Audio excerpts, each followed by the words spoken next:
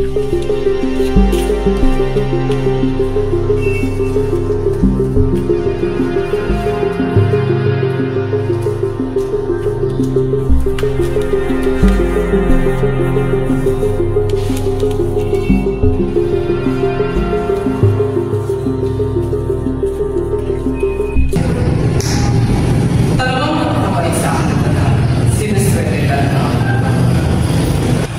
Jesus, daig ko yata minarap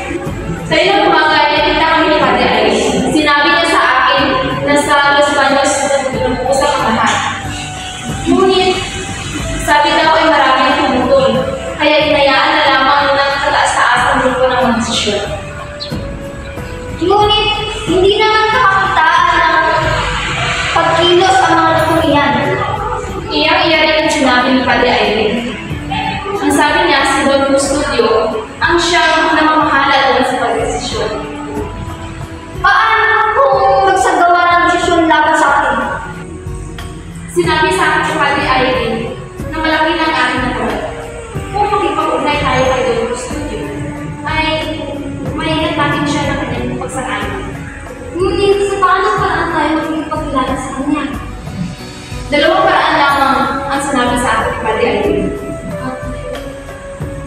Aking check na si Proca? Ang mananayan ng sekretary. Ang isang paraan pa ay nakita si Ginoong Pasta na isang Pilipino at kaibigan ni Padre Fernandez na siyang tiyuhin Isagani. Wala na ba ibang paraan bukod sa paghahandog ng mga kaluluyo? Huwag ka lang mga kapatid, isipin mo na lang ang ginahawang may tulong dito sa atin. Nagpampakulan na tayo, kilala ko mga babae, si Maria. Hindi naman siguro masama kung ating susubukan ang mga paraan.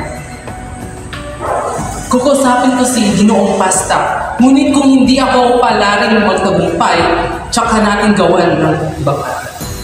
Sa tingin ko ay tama sa Isagani. Hintayin lamang natin ang resulta ng pag-ibig-usap ni Isagani kay Ginoong Pasta.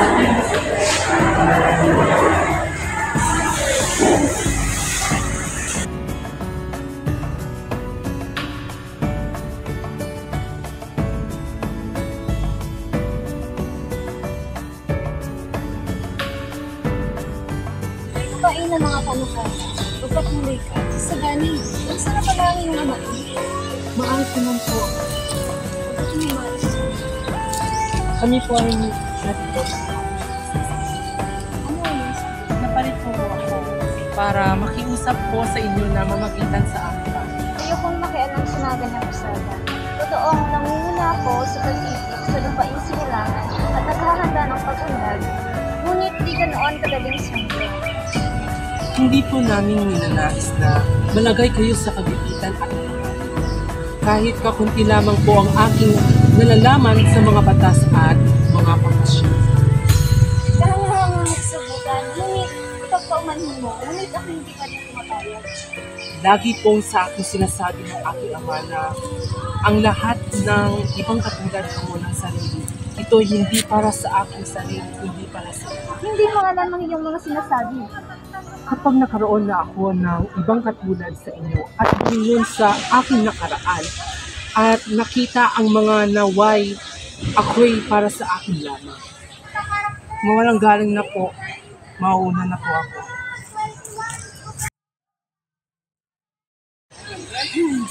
Kaawa-awang binata.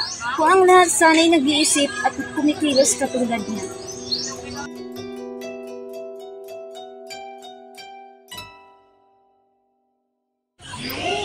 Kailan po tao? Kaibigan, tignan mo ang piso ni Kuhono. Niyaran ako ng mahal sa Frances. Mainam ng pagkakadikit ng mga kartel. Kiko, kung bibigyan kita ng 6 na piso, magkano naman kaya ang sa mga private? Sa mga private? Alam mo, mga praile ang dahilan ng pagdagsa ng mga tao. Tingnan mo, Kiko. Ang mga taong yan ay nagpunta dahil sa mga praile ang nagsabing huwag silang pumarito. Ang kalahati naman ay narito sapagkat nagsasabi na ang iyong kartel ay mahusay. Ngunit hindi naman mabasang liham pastoral. Kaibigan, sa palagay mo ba nang dahil sa pagtuligsaan ni Padre Salvi ay mawawalan ako ng hanap buhay? Marahil, Kiko. Marahil, sumihirap na ang paghahanap na salapi.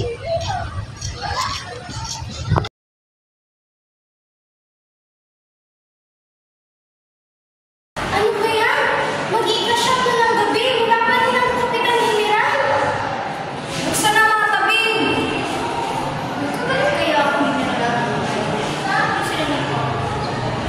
Nakakainit. Gusto ko lang makita ang malina. Ang galit ako.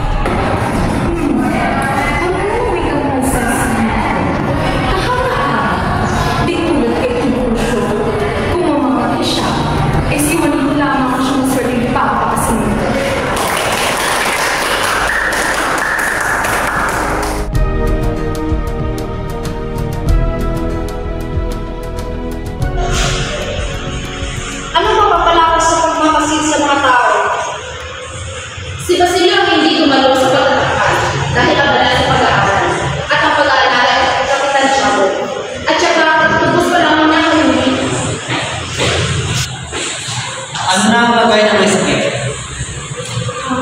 Halos hindi na tutulog ang susunod. Kaya natiga na kumain. At pinagpapawisyo siya ng malamig kung madaling araw. Talamak na ang rasa sa buong katawan niya. Maaaring bukas na kalawa ay maaaring siyang mamatay. Na parang tinamaan ang buti. Sa munting na tiyan, sulang ng kalooban o pagkainis ay ipakamatay niya. Gaya ng Pilipinas? Ang lalong nagpapahina sa kanya ay ang mga panaginip at ang pagkakawal. Tulad ng pamahalaan, Basilio, pakinggan mo ako. Sapagkat mahalaga ang bawat sandali na aking sasabihin. Sa loob ng ilang oras, sisiklab ang inyong sikat. Sa pamamagitan ng udyat, bukas ay wala nang pasok. Kundi puro dugo na lang ang patayan. Nakahanda na kami sa tiyak na tagumpay. Kapag kami ang napapili, lahat na hindi tumulong sa amin ay ituring namin kalaban. Basilio, nakarito ako upang ihandog ang iyong kamatayan o isang kinabukasan. Ginong sunod, Nasa aking kamay ang kalooban ng pamahalaan. Magpasya ka, Basilio. Kasama ko si Rabbi Santales. Nasa ibaba siya at naghihintay. Pinabunuan ko ay magsigang ito. Sapagkat ibig kong iguo ang pinusuan ng Santa Clara. At ikaw ang mamuno rito upang kunin sa kumbento si Maria Clara. Maria Clara. Oo, si Maria Clara. Nais kong iligtas siya. Nabuhay ako para iligtas siya. Ang tanging magsikan na pampabukas ng pintuan ng mga kumbento. Huli na kayo. Huli na kayo. At bakit? Sapagkat sa mga kailangan natin. Kasi humalingan. Ito pong sinasabi ko, Ginong Simon. Hindi totoo yan. Buhay pa si Maria Clara. Naduwag ka lang kaya sinabi mo yan. Hindi siya patay. Ngayong gabi, ililigtas ko siya. O bukas ay mamamatay ka.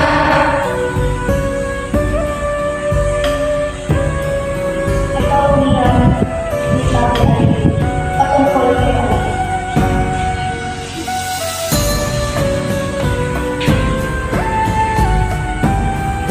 Namatay? Namatay na hindi ko malalagay. Namatay na hindi ko malalagay ang buhay ko para sa kanya. Nakakaawa na lang.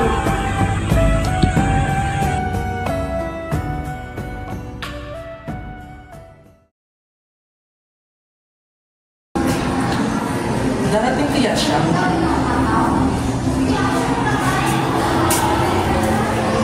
Paulita, dumating ka.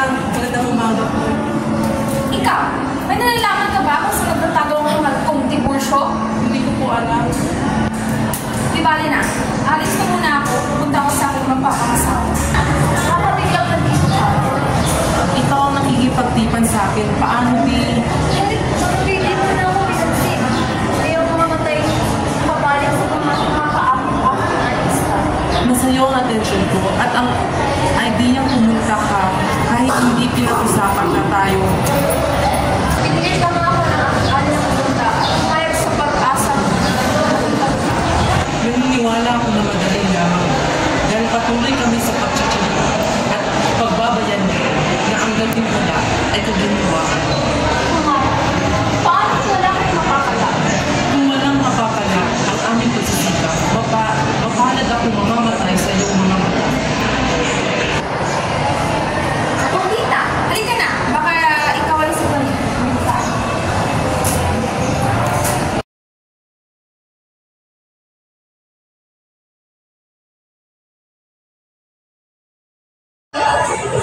Sumagati na ako kaya dahil sa kanyang katalimutan. Dali ko sa sigaling. Si Basilio na sana ang umiyakan natin sa halip na kayo.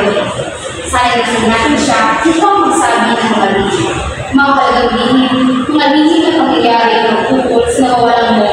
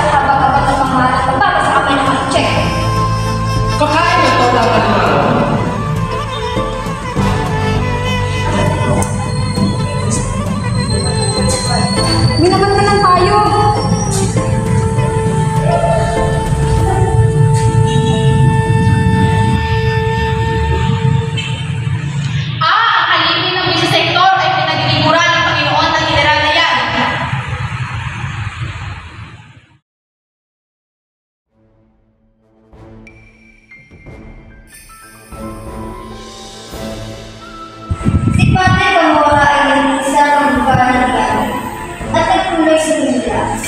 Ito na ang puso ng binakay. Ay ang unang malaya si Makati at ang huling namatay sa Iskal. Tama si Basilio lamang ang huling malaya. Katawarin ang huling ng mga. Ang binatilang si Basilio ay sasabi sa akin ay nag-aral ng disiplina at ang lahat ng buhay niya pumupuro sa kanya kung hindi siya malalayan. Masaya ang lahat sa taong ito hindi siya magpatas. Sa palagay ko ay makakabuti kung patuloy siya lumaki. Ngunit ang tingin ko ay walang kinalaman ng nagpinagpilisi. Ngunit tuloy siya ng maalas. Sabing tunay ko pagkabusahan siya. Madalas na kailangan ipailalim ang sa isa at nakabuti ng marami. Higit na paniyan ang ginagawa mo sapagkat nagpapanatili ko ang pangangalan sa batas ng Panginoon.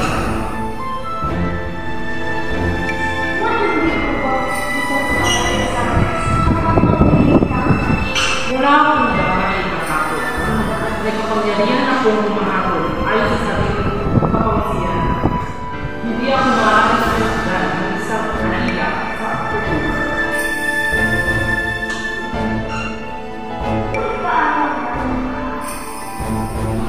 Ano meron sa akin ng bagay? Utang mo ba sa kanya aking katungkulan? Siya ba ang humirang sa akin? Hindi nga kayo ang humirang ng kayang tutulong. Kaya dapat ninyong pakitaan ng tutulong. Ang mga Pilipino, sapagkat nakumarito ako kayo, pinangako ninyo ang makatanupang pamahalaan. Hindi ko pinipilit na maghati ang sinuman sa aking pananaw. Hindi nga po, ang inyong pamahalaan ay hindi ko nito. Mahal ko na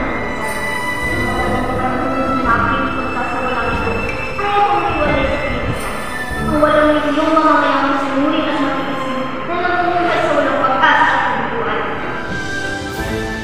Kapag nagpagano, mapalit sa kanila ang maraming pagkain.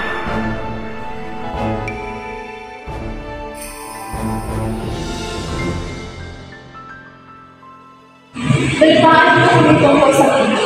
Malaki ang utang ng mundo sa bawat ko. Totoo yan. Kayo, hindi ako ng tayo pili sa bahay niyo. Marami. Ngunit wala akong bahay. Sana kayo, Kapitan Tiago, nakuha yung mga Pilares ng mga malay. Ikakasala pala siya ulit ng Pilares at pagkikatin mas mga anak. Kung gabi na rin yung paano masubuan nito ang Pilares kung kapalaran nito. Totoo nga ikakasala siya ng dito kay Paulita.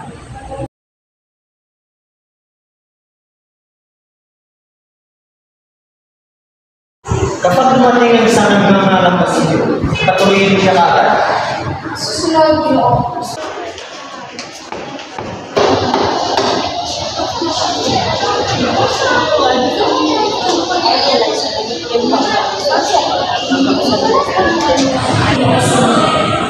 Ako'y naging isang masamang anak. Hindi ko pinansin ang aking ina at ang pagpapakilala sa aking ina. Pinarulis ko pa ng Diyos. Ngayon, ay isa na lang ang nasa isip ko ang mga pagdating sa kasamaan at sa kakasan. Alam mo kung agad ko na nakalipas nang alaking ninyo ako sa pinabala. Nagkamali. Tama kayo. Ang naging kabayaran ay ang aking pagkabilago nang mabigo ang kubusan. Utang ko sa inyo ang pagkalaya. Kaya narito ako upang sabihin sa inyo na bigyan ako ng sandata at handa ang tumulong sa inyo at sa mga aking. Oo, may katwiran ako. Nasa panig ko ang katwiran at katarungan.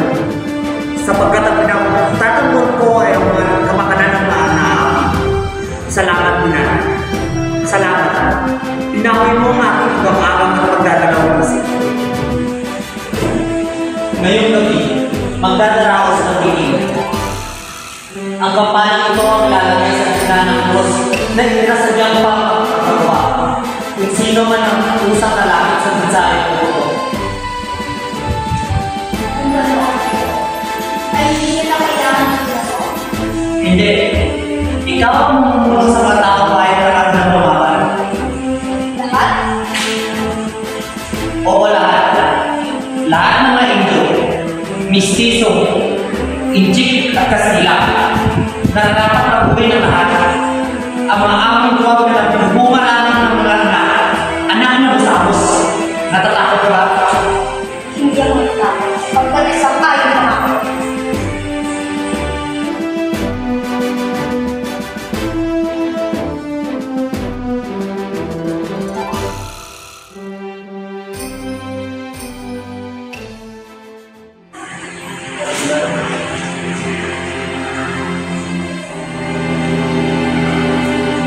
Awa-awa sa mga na sinabi ng mga pagkakas.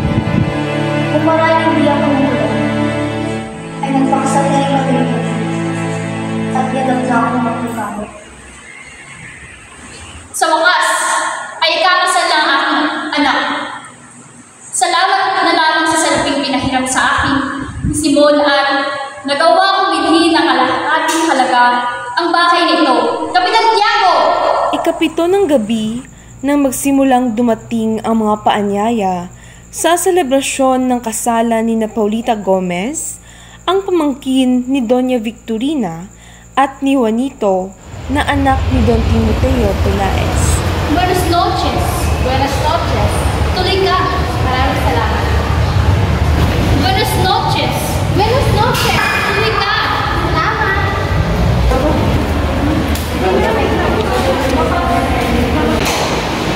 At sa wakas, nandito na rin ang bang kasal.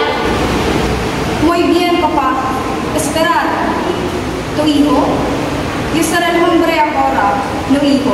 Ah! Efectivamente, Juanito. Paulita, ¿qué quieres, tía? Ano raw? Ang sinabi po ni Don Timoteo, tinawag niya si Juanito na iho, na ang ibig sabihin ay batang lalaki. Ang gusto naman po ni Juanito ay matawag siya na el hombre, na ang ibig sabihin ay lalaking nasa tamang edad na. Ah, sí. Pues sí. Tigilan naman natin ang pag-i-espan nila ng buwan sa okasyon. Kung yan ang gusto mo. Sige, mauna na kayo. Anong oras na? Wala pa rin sinyales sa Kapitan General. Kailan siya darating? Gusto ko rin tumungo sa palimuran pero kung dumating na siya, walang sasalubong sa kanya. Nakakahiya naman. Buti pa dito muna ako. Buenas noches, Kapitan General. Buenas noches, Don Mateo. Sa kabilang dako naman, ay nagpupursiging makarating si Basilio sa ganapan ng selebrasyon. Hindi ko kayang mamatay ang mga walang malay. Kung bukas naman sila, ilamigyan ko sila ng babala. Papasukin mo ako! Sana yung maraming hanggang mo. Oo, sana yung makapagod ng pera kay Paulita. Mabuti, pinaalala mo sa akin balisan. Ikaw, paano ko makakalimutan ang pinakasitanting bagay? Padre, sayang, wala si Padre ka. Mamatay kayo lahat. Mga demonyo na sa tutungan ng mga anghel. Punong-puno ng galit ang kalooban ni Basilio. Wala siyang ibang maisip kundi ang paghihiganti sa mga nagkasala sa kanya. Subalit, nanaig pa rin ang kabutihang loob niya nang magpakita na sa wakas si Simon. Bawal ang gugis dito! Basilio? Wait, ganyan yung itsura mo. Isip ni Basilio na kahit man lang may mailigtas siyang isang tao sa kapahamakang dulot ni Simon. Saga, pumasok na rin dito. May buko sa loob dalang Simon. Yun ang gagamitin niya para patayin lahat ng tao. Kaya umalis na dito. May bomba? Papaano si Paulita? Hindi pwede. Kailangan ko siyang iligtas. Dali-dali tumungo si Isagani sa piging habang si Basilio naman ay naiwang mag-isa. At doon nagtatapos ang Kabanata 35 na pinamagatang